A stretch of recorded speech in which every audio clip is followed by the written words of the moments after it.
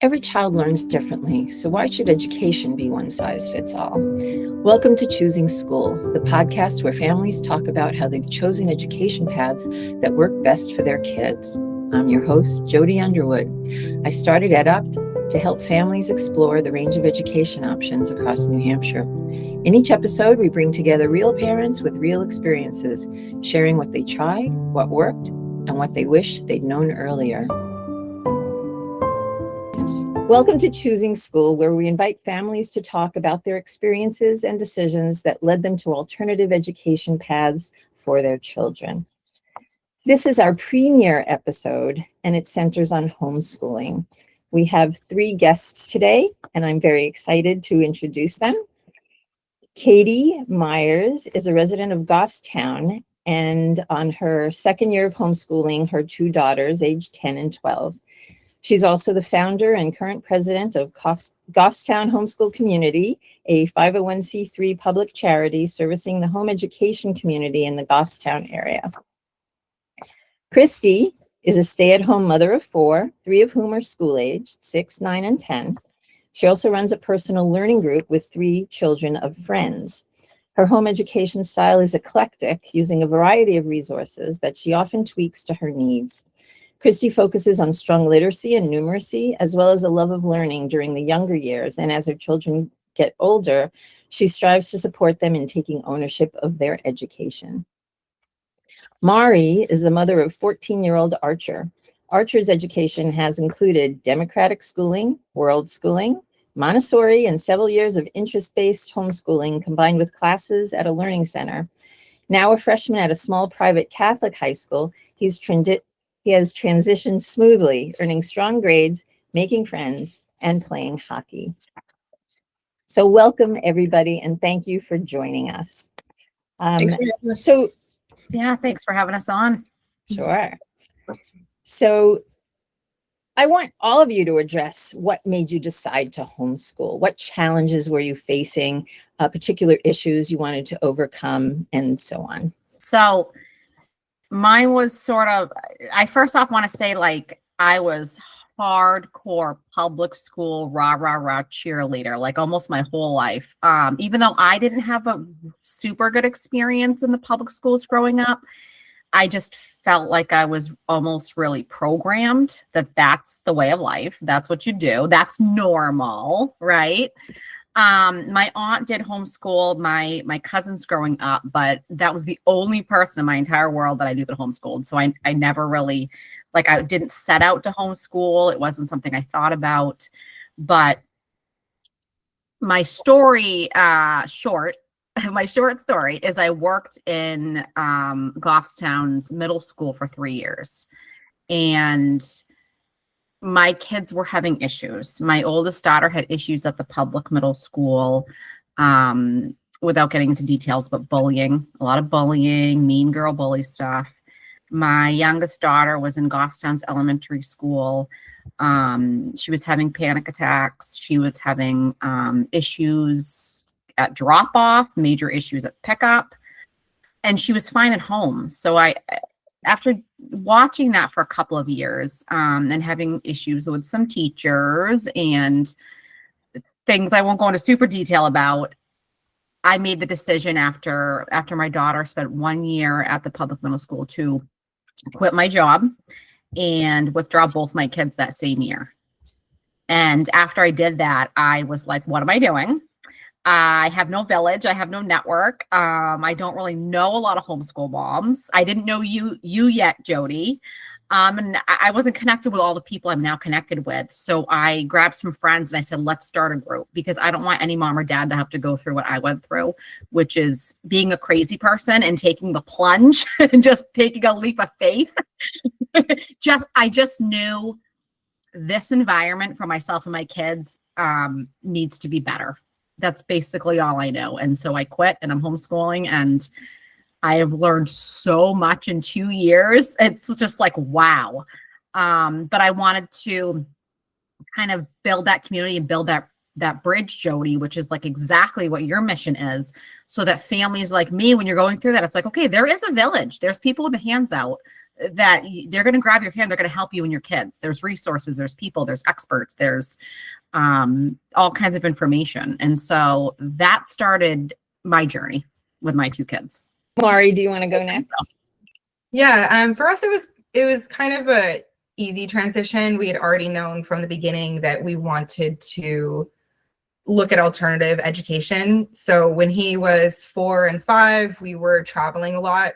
So we were, it was preschool age, but we were, I guess, world schooling. We were in Nicaragua. We traveled through the Western United States and just doing a lot of like hands-on outdoor stuff, staying in campgrounds, going to like junior ranger programs. So from the beginning, we really liked that. But when he was 6 to 9, we were working. So we put him into a Montessori, which we were really happy with. But then COVID happened.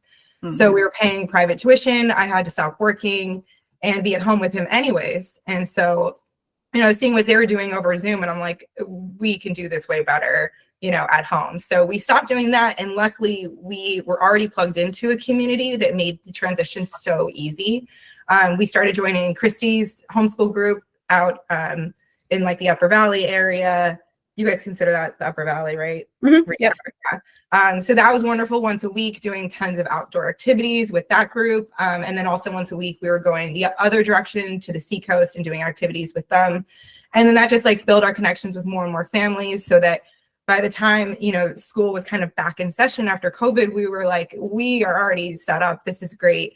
So we just continued doing that. And I feel really grateful that at that time period, my son was doing great. He was thriving during COVID.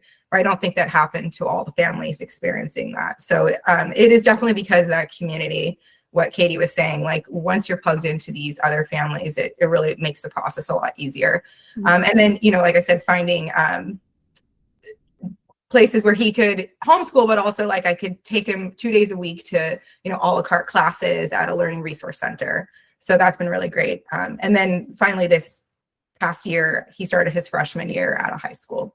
So everything went pretty well with that transition. So we were very happy with that time period of homeschooling. I think it was a really good choice for us.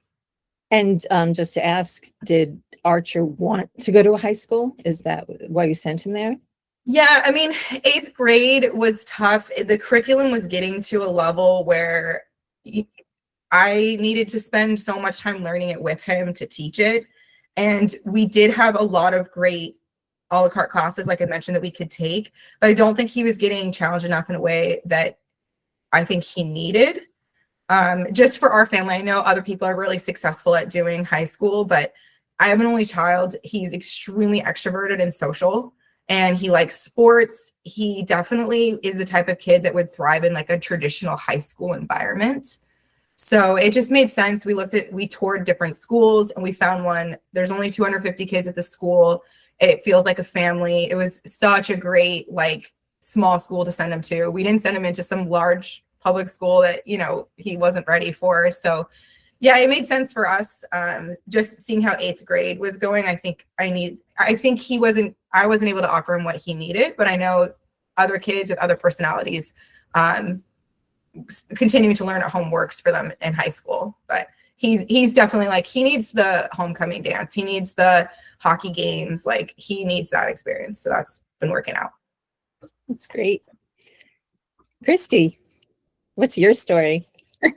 I always knew that I wanted to homeschool. My husband and I actually talked about it before we even got married or had kids or anything. I told him that if I had kids that I wanted to be with them and raise them and educate them. It was just a dream of mine that I wanted to do. So we totally designed our lives around it in the first place. School was fine for me, public school. I liked academics, but I didn't really enjoy the public school experience. And I just also, I kind of just had it in my head that if I was going to have kids, like I wanted to raise them. I wanted them to be with me and I wanted to be a part of their, younger years growing up all the way through. And we're flexible as to what happens in the future. But so yeah, we started straight off the bat. I started researching it and I was ready to go before my first baby was even born. And it has been a whole journey, for the last, I guess it's been, for the past like 6 years or so that I've been doing it with her. And And so we just basically, after we made that decision, Erin moved around and worked a bit. We actually had our first 2 kids in Australia. And then when we came back, we were like, well, we need to figure out where we're going to set down our roots. And we actually looked for states that had strong homeschooling communities, because I didn't want to, I wanted to be an active and social homeschooler. I didn't want to like be all by ourselves. So we searched several states. We found New Hampshire. We met you guys, Jody and Emily and everybody else. And Emily and I kind of picked up this dormant homeschooling page where their kids had grown up out of it, and we revived it, and slowly people started to join us, especially when COVID happened. We went from like just me and Emily basically to all of a sudden like 60 families that were getting together. Sometimes it would be 5 families, sometimes it would be 10, sometimes all of us would get together like all over the place in the Upper Valley. And yeah, there's been a lot in between, but that's I just always knew. That's great. So sort of the next question for me is, how do you do the homeschooling part? And I guess by that, I mean the academics, but maybe that means something more to you. So yeah, what does homeschooling mean to you, and how, so, and then there's this range, right? And I would start with school at home, which is how a lot of people think of it. I have to do exactly what was going on in the schools, all the way through unschooling, right? Where you're just like, I guess it's kind of like what Mari was doing when you were traveling around. You were just, Archer was learning as you were doing things. I mean, it's called mothering, right? Parenting. You're just exposing your kids to things. But anyway, people take this whole range. So I'm curious how each of you do it, and what you think about it and so on. And maybe you've changed in the middle too, right? So I was just joking around with my friend who's moved away now, which is very sad, but she posted on Facebook this funny collection of memes, like, what kind of homeschooler are you? And there's like the newbie, there's the recruiter who's like, are you in? You want to do this thing? And then there's the co-op moms who are like walking in mean girl fashion, and there's the unschoolers and like all this other stuff. And she's like, I think, she's right. She's like, I think that I'm an unschooler / this. And I was like, I am literally every single one of those people, depending on what corner of the bed I wake up on. Like, we'll have days where we unschool, where, I have a plan and they just kind of, and we go with the plan and everything goes well, but then they go on this offshoot, and instead of being like, oh no, don't go over there, we're going to draw you back in, I just roll with it. Other times it doesn't go to plan and I just completely back out because I'm, and so that's like the complete like newbie, I don't know what I'm doing.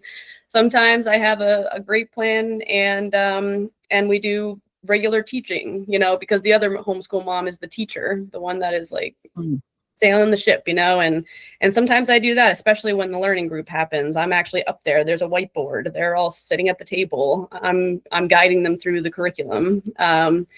And yeah, we are a whole big mess of all of it. And I just have learned for myself, because I'm sort of an all over the place type of person, to just roll with whatever we're feeling that week, that month, whatever else. I started the learning group to actually kind of reel myself in and make sure that I stuck to a plan. Sometimes we'll have this plan and I'll spend all this money on all this stuff, and then I'll ditch it halfway through. So yeah, for me, like, homeschooling it's just a whole huge range. We're different every week, every month. So this is just my second year doing it. You guys have been doing it a lot longer than me. I can say that last year was our first year doing it, homeschooling, first year out of the public school system. So I felt like myself and my kids were all very programmed, right? I had worked there for years. My kids had gone for years. COVID helped them adjust, I think, more than I did. Because at that time, my youngest, I think, had been in public school only 2 or 3 years. Then COVID happened.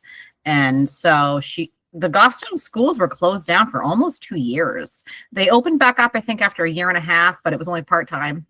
So my kids had been learning from home that whole time on the computer or with packets sent home. So I feel like their transition was easier than mine. Mine was a little different. I was like nervous. I was scared. Am I good enough?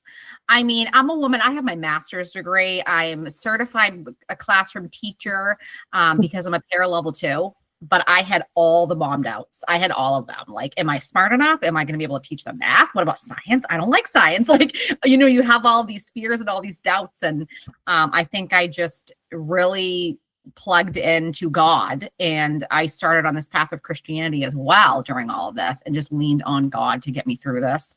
And that's where my hope and my confidence started to build. But as far as the schooling part, last year was just me.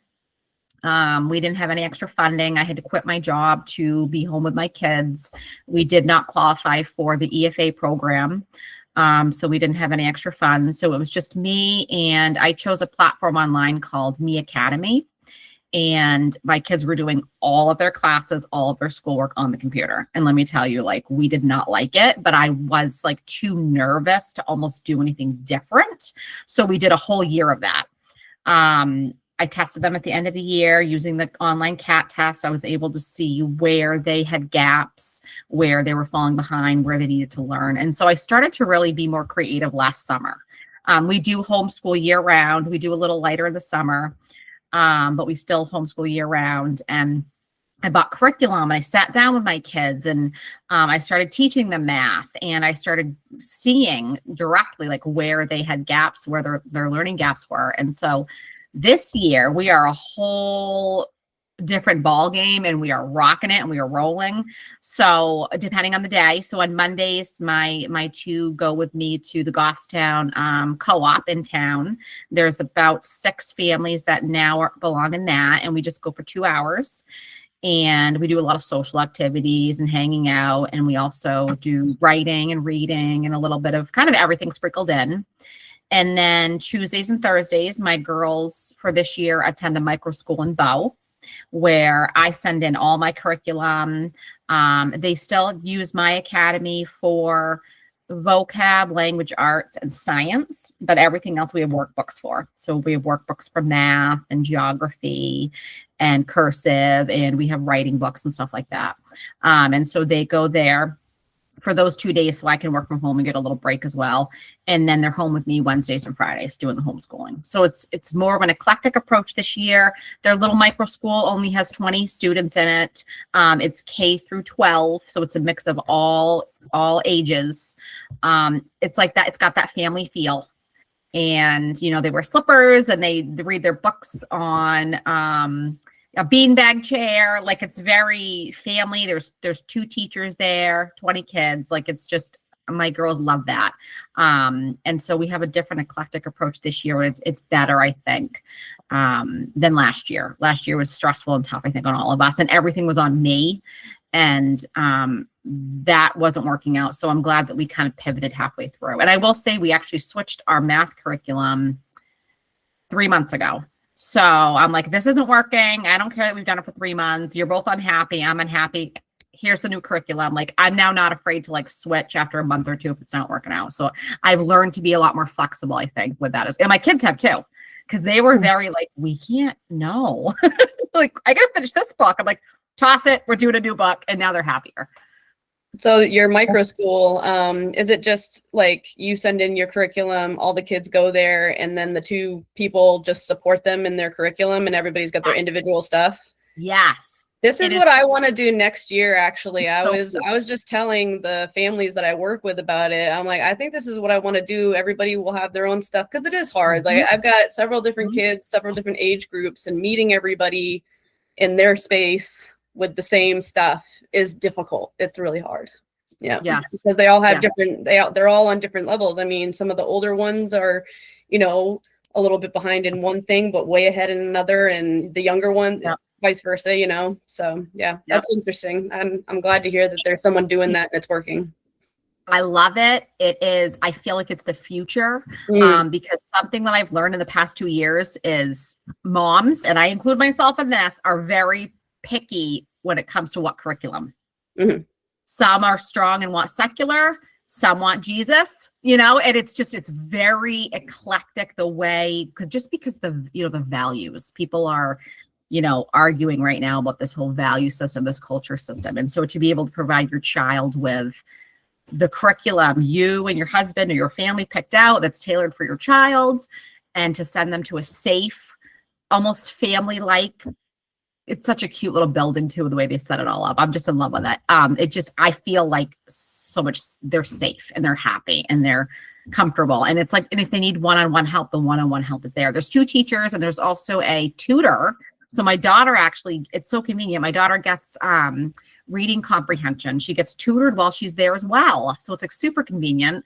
And then there's another mom who almost is kind of like a para who just volunteers to help the kids as well. So there's like 4 adults there for 20 kids. So it's like amazing. That's amazing. Yeah, I would love to come visit and see how it's all done. That would be really cool. So before we go on to Mari answering that question, I'm curious, like if you have a set schedule for your kids, like you must do 2 hours of school a day, right? You have to focus on reading and math or something like that. Do you do anything like that? And then of course, Mari, I'll ask you to, incorporate that into your answer. We are a little loosey goosey ish. We sort of revisit their daily goals, if you will, like every few weeks. Like right now, they know they've got about 45 minutes to do on the computer. I like them to get 3 to 5 math pages done, like 2 to 4 pages of their geography. We're kind of loose like that, but they sort of know what the expectation is. They can't just do nothing. They have to do something. I do like it to be about an hour and a half to 2 hours of schoolwork per day. My kids are both in middle school. They're 5th and 7th grade. So I have to be a little more structured with them, especially with my 7th grader, because she loves to sleep in and she really loves homeschooling, but it's like, all right, get up, school time now, let's do this. But I do also play it by ear a little bit. I'm not super strict with that. Yeah, with my younger kids, it's not a ton of time because I'm just teaching them to read and do math for the most part. When we started using certain curriculums in the younger years for science and this and that, we were realizing that we just kind of do that already. Like I don't need a book or a curriculum for younger year stuff when it comes to pretty much, because we read a lot. We just read a lot. And so it's tough when we take our end of the year test, when it comes to things like history, they might not do well on that one because we don't teach to that test. But my daughter teaches me half the time. My older daughter, she'll be like, you want to hear about this thing that I read about, and she'll tell me things that I've never heard. So they're definitely being educated. But yeah, in the mornings I do, it's only like a half hour with my youngest teaching her to read and then like another 20 minutes with her math. So it's like about an hour with her maybe.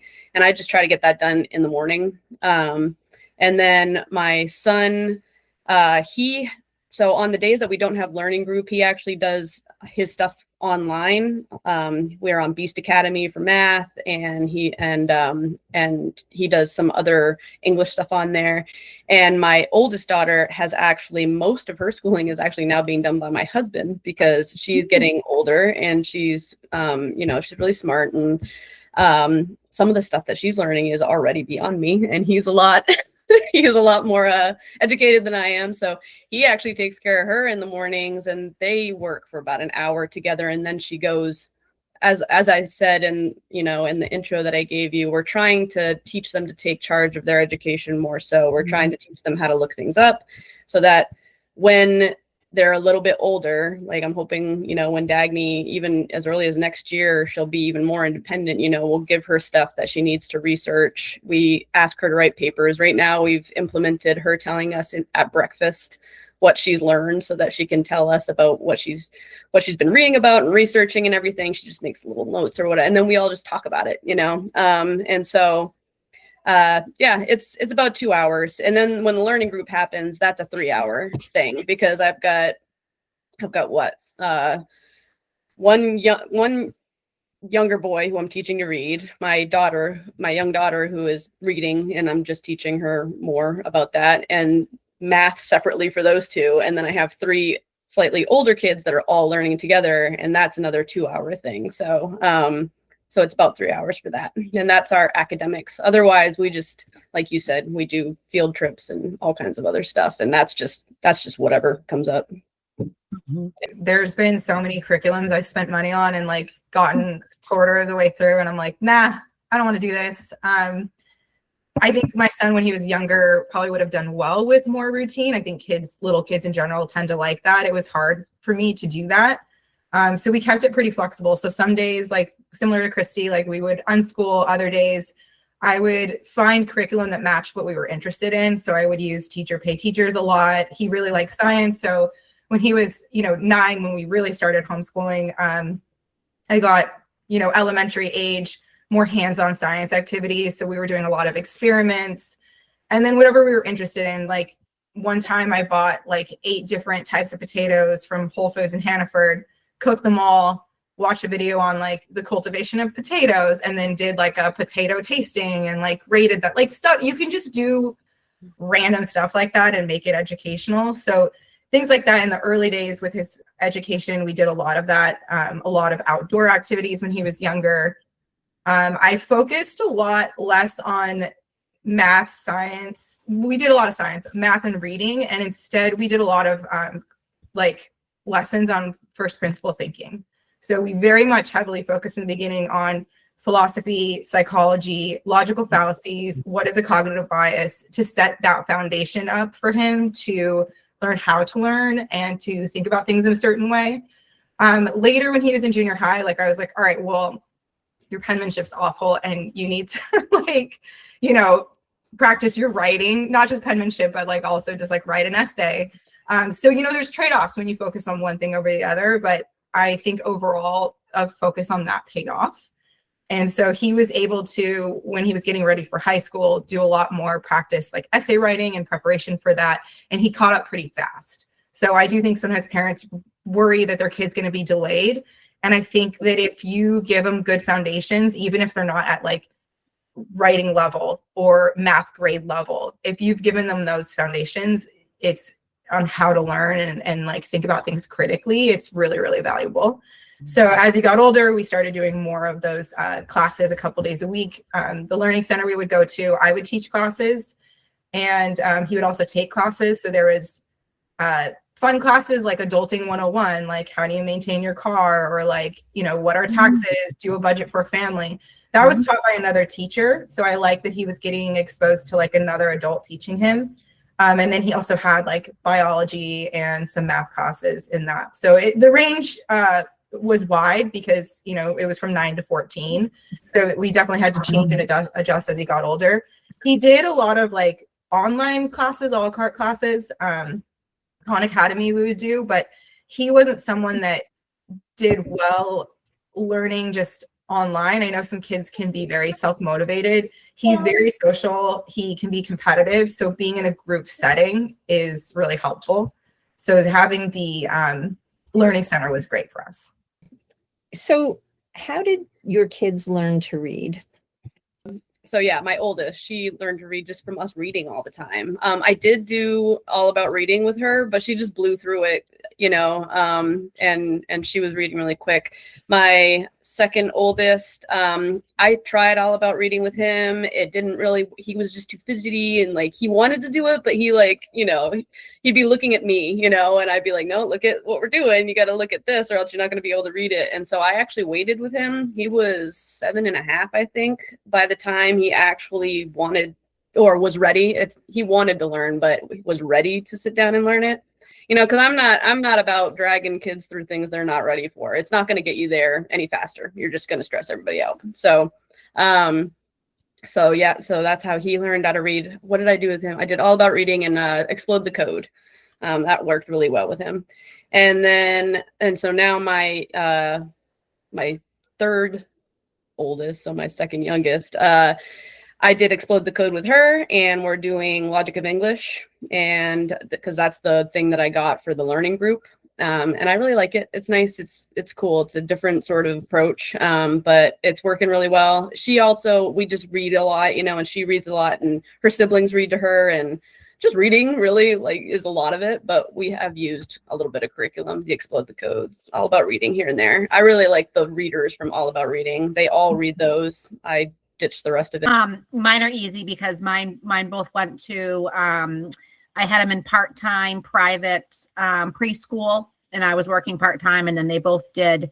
Goffstown still has the half-day kindergarten for the public school, Glen Lake School. So both of mine went to the public half-day. It was like a 2.5-hour program, kindergarten, and luckily my kids didn't have any issues with reading and picked that up quickly. So that's like that's a major milestone. I mean, if you can read, like we said earlier, you can learn anything.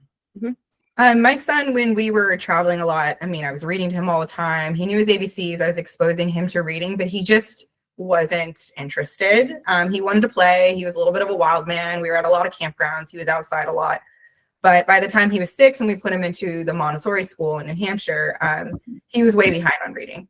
And his teacher met with us and she was just like, he's extremely advanced, you know, socially and maturity, but he is like barely reading. What's going on? And, you know, I explained the situation to her. He came to me later and was like, Mom, everyone in my class can read. And he's like, I thought you said I was smart. And I was like, you are, you can do this. I've been offering this to you. You just want to play, but you're not, you haven't taken the time to do it. And so kind of like I mentioned earlier, he is pretty motivated socially. And so when he saw all the kids could read better than him, he took it very seriously. He put his head down at 6 years old, taught himself with his teacher in class to read, and then in 3 months became one of the top readers in his class. So I think that it's interesting to kind of like Christy said, like, you know, your son was 7.5, like just acknowledge, like, even if they're behind, it doesn't mean they can't catch up quickly. And if they're not ready, they're not ready. If they want to play, they want to play. And then finding what motivates them. Like, I was disappointed that I wasn't pushing him in like the homeschool way to do it. And he kind of needed school for this. He would have eventually read though. If he had just been at home, like he would have done it, but he was definitely competitive about it. So that's how he learned. They're not going to turn 18 and not know how to read. Right. You know, Right. They do. They get there in their own time. I have an 8-year-old of a friend right now. He's going through the exact same thing. He's finally at the point, you know, I try, I'm doing the same thing I do with my son. I tried with him last year. It just wasn't sinking in. He wouldn't remember a single thing that we talked about even 5 minutes prior. So I just, you know, I told his dad, I'm going to wait, you know, and now he's 8 and, he's upset that my, you know, 6-year-old can read really well and he can't read at all. And he's all of a sudden decided that he wants to be able to read. And so now he's actually focusing and actually trying to learn. And all of a sudden we're blowing through the curriculum, you know, and he's getting there. So I think it's good to wait until they're ready and they actually want to, because if you drag them through it, then they learn to not want to learn. You know, it's this thing that you're fighting about. And I want everybody to love learning. And sometimes that happens on different times for different kids, but I have yet to meet personally, and I know that they're out there, but I have yet to meet like more than like a 9-year-old that is, you know, by around 8, everybody seems to want like get to that point where they want to start learning to read. I think that's one of the biggest challenges is balancing that of like respecting where they're at and like letting them get there on their own time, and also being the adult and like pushing them when you know you can. And I struggle with that all the time of balancing that. Like, you know, I don't want to be so relaxed that I'm letting him like not push in a way I know he's capable of, but I also don't want to push so hard that it becomes a battle, that it becomes like this whole issue when I could just wait a year and he would be fine. So, you know, I think like if I had like another kid, you know, with your first, it's always very stressful. And I know Katie was talking about like just feeling secure and like trusting that they'll learn. I think it'd be a lot easier, but yeah, with your first and when you're new at homeschooling, there's a lot of like pressure of, am I doing this right? Am I doing right by them? And how do I balance those two things? I have a friend who had a kid who went to Waldorf school, and they apparently don't teach kids to read until they are ready to learn, until they show that readiness, ready to sit down and whatever. And this girl was 9 when she showed interest. And within 2 months, her first book was Harry Potter. Like, wow. You know, it's a big complex book, you know? Yeah. So she just picked it up at that point because she was really ready. And she's going for her PhD now. No lack of thinking in that girl's head. Yeah. There we go. That's amazing. I have a similar story with one of the kids that I teach too. She was 9 when all of a sudden she took off, and now she's, it takes no time. Once they're that age, they do. It's funny. You if they are ready to learn when they're younger, that's awesome. And if they're willing and wanting to and everything, that's great. But if they're not, then all that stuff that you spent all that time teaching them from like age 5 to 9, you know, they get, like you said, in like 2 months, you know, you just Yeah. spent 3 years doing it. And if Mhm. they aren't ready yet, they're more mature. They're more like their Mhm. brains are more receptive, ready to take it Yeah. on. And it happens so quickly. So they catch up. Yeah. And as somebody pointed out, like we're all of the mindset of things that happen in school are the way things are supposed to work, right? And it takes a Mhm. while to get yourself out of that mindset if you choose to homeschool. But one of the things, and Mari, you used this term, he was behind. No, he was in his own trajectory. The fact that he was with other kids, you know, who were reading, you know, made the difference to him. But at the same time, I mean, come on, they were all 6. That like that's not the end, that's the beginning. That's when it, you know, it starts happening. So we, you know, I just find it fascinating that we still think about it in those terms, right? Yes. All right, I have one more sort of big question, but and Katie alluded to this a little bit, but how do you assess your kids, formally, informally, whatever? How do you know? And just during the well, not even just during the homeschool part, because even when kids are in school, you still want to make sure that, you know, something's happening, right? So I'll throw that on the table. How do you assess your kids? I do actually, like, if my kids aren't ready, then I don't push them, but I do like them to be at least on standard. And, you know, not to be critical, but I feel like standard isn't that high of a bar. So we do end of the year testing. We use set and 10 testing. So when they're younger, they do the IOE, and then 3rd grade beyond, they do the set and 10. And I don't care, like I said, about history and that sort of thing. I just look at the literacy and the numeracy. That's because, like Katie said, if you can read, you know, and if you can do math, then you can do you can learn anything once you have the actual passion for it. People really only truly learn what they have passion for, as far as I can tell. And so that's what we do. And so far, it's, you know, they've always been right. Yep. They've been at least at standard. So that's how we do it. Yep. We assess, I feel like, kind of throughout the year in a couple of different ways. One is I am my child's math teacher. So I'm doing math with both of my daughters most Mondays, but usually just Wednesdays, Fridays. So they have their math book. I sit with them. I'm confident to teach math K through 8th grade. High school, I'm not going today, but K through 8th grade, I got this. So I sit with them and I do math. And so I know that they're learning because they'll get the concept in front of me. And it's like, okay, yeah. So math, I feel confident. They're both on grade level, if we want to call it that or whatever. They do also take the CAT test, the California Achievement Test, at the end of every year. My husband and I do it. We're just kind of curious. We just kind of want to see. The CAT test is only, if I remember, math and language arts skills, I believe.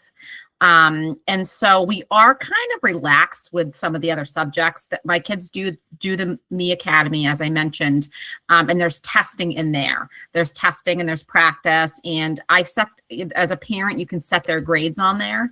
So they have to have an 80 or above to pass all of their tests. And I think that's like a B+, B, whatever. So I'm fine with that. And the program's flexible. If they fail a test, it shows them what they got wrong. So then, oh, okay, they learn, they go back, they do more practice, they take the test again, and they have to get an 80 or above to pass. So I'm more, I think 80 is fine with me for those other exams. And if they're really, really struggling with something on that online program, as a parent, you can uncheck that test and they just move along. You know, so you kind of have the full control of what your child's learning in a particular unit, if you will. Just kind of just paid attention to his progress, and being in a learning center a couple days a week also helped just to see what other kids at that age were at, because it's hard to kind of know what to evaluate him based off of. So we just felt comfortable with where he was at. And then when he did his entry exams to get into the high school he goes to, I was quite nervous. Like, hey, did I screw him up? Or like, is he going to be okay? And he was fine. So that was good. I mean, we did the year before push him to do, you know, math for the level he needed, practice the writing skills that he was so resistant to practicing. But yeah, he ended up being able to do that. So that was reassuring. But because we didn't have a formal evaluation process, I was a little bit nervous. So I think if I could go back, I would maybe have done some sort of testing beforehand just to check. But he was all right. You know, he's doing well. It was definitely an adjustment going to high school and learning test taking skills and study skills Mhm. that he adapted. That's why I like the test that we take, because they give you a lot of time, especially with the younger kids. It comes in a packet, and they give you a whole like 2 weeks to get through it. And if my kids weren't reading at that point in time, because I did get them for the literacy and numeracy, Audie wasn't reading until 7, starting to read till 7.5. We just didn't do that portion. And they said, if you just don't do the portion, then it won't get graded. And it's like, well, we're not there yet. So we'll just do everything else and see where he's at. And so that worked out well. All right. Well, I'm going to wind this up by asking you if you have any additional advice for homeschoolers. You've covered a lot of ground, right? Like, you've all been involved in learning centers and or micro schools, and a community. I believe I don't know if anybody mentioned this, but there are just, homeschool groups around the state of New Hampshire, right? That you can go and do social things or, share teachers and so on. But and the word for the day for me was eclectic. Everybody's doing something different and changing it up and working it out for their kids. But so after that, what advice would you offer to people considering homeschooling? I think to that point that you were making is, I would say to lead with passion, your children's passions, your passions. I know a lot of people feel like they need to get certain curriculums and check certain boxes and everything. But for me, especially during the younger years, it's all about passion-led learning, because as I said before, I think that's the only way that people truly learn is if they actually care. If you don't care, then it can go in, but then it's going to go straight back out, and then we've wasted our time. So that's what I would say. Find a little crew. It's so nice to have people to support you and to be able to support people, and just lead with your passions, because you can bring history, science, reading into your passions. It doesn't matter what you're doing. You can be fixing cars, like you were saying, or like Mari was saying. You could be doing anything, and you can bring that education into it. So that's why we all seem so eclectic, because we're just watching our children, seeing where they're going, supporting their specific education journey. So that's what I would say. I would say to moms and dads considering homeschooling, you can do it. All of us have fear. Every single one of us have fear. Like Mari, thank you for being so open and honest. I related to so many of the fears you were sharing and doubts. I'm only on year 2. I consider myself a newbie. I'll probably consider myself a newbie forever. But you can do it. If someone like me can do it, and I was pro public school, like I was a cheerleader, this is going to work. If I can do it, like anybody can do it, honestly. And like Christy just said, every homeschool story will be different. Every child's homeschool journey will be different. I have 2 kids. They're both very different, very, very different. And especially as my daughter starts to get older, we're looking at maybe she's going to go to a public high school or a private high school. So she won't always be homeschooled. And that's another thing I did want to say to moms and dads that are considering this. You won't have all the answers, and you don't need them. As all of us today have sort of talked about, we're reassessing our kids every month, every few months, definitely every year. I know that I am. What are we going to do next year? Are we still going to do the Monday co-op? Are we going to still do the micro school? And so you're on a journey, and your kids grow up so fast that I am so proud that I've homeschooled for almost 2 years now. I am so bonded with my children, and they are so bonded with each other. I think that I would recommend it to anybody, even if you only do it for a few years, even if you only do it when they're little, and then send them to middle school or high school, whatever you do. It's not going to be wasted time. I would say don't undervalue your own skills and how important that is. So, I mean, we talk a lot about curriculum, but think about as an adult, your entire life experience, all the jobs you've had. I mean, even if it's the most entry level job you have, talk to your kids about those experiences, get them involved in your everyday life. Talk to them about the work that you're doing. So something that I like that we've done is, this is a shared office. So my son is sitting at the desk behind me. My husband's desk is over here.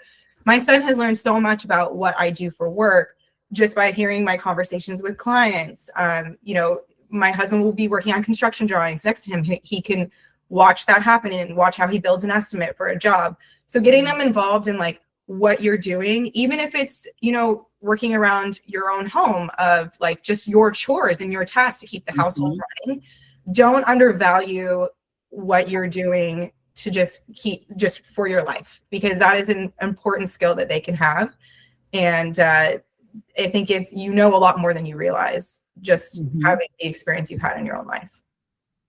And I think to build on that just a little bit is trust your kids too. They're literally wired to learn. That is what they are. That's, you know, and so a lot of people, I feel, well, maybe not, I don't know, but I hear a lot that people think that their kids are behind or this or that. It's not that, you know, they're wired to learn. You just, when you're paying attention to what is important to them and you're getting through to their specific, you know, desires, then they will learn. They'll, and especially throw a book at them. Like I said, my daughter is constantly teaching me stuff I never learned. So trust your kids as well. Thank you all for joining me on our first episode. I'm very excited about this. And Thank you, Jody. Thanks, Jody. This was fun. Nice to meet you all. Have a great day. thanks for joining us on Choosing School, where you hear about real education choices and real family stories. Learn more at edopt.org.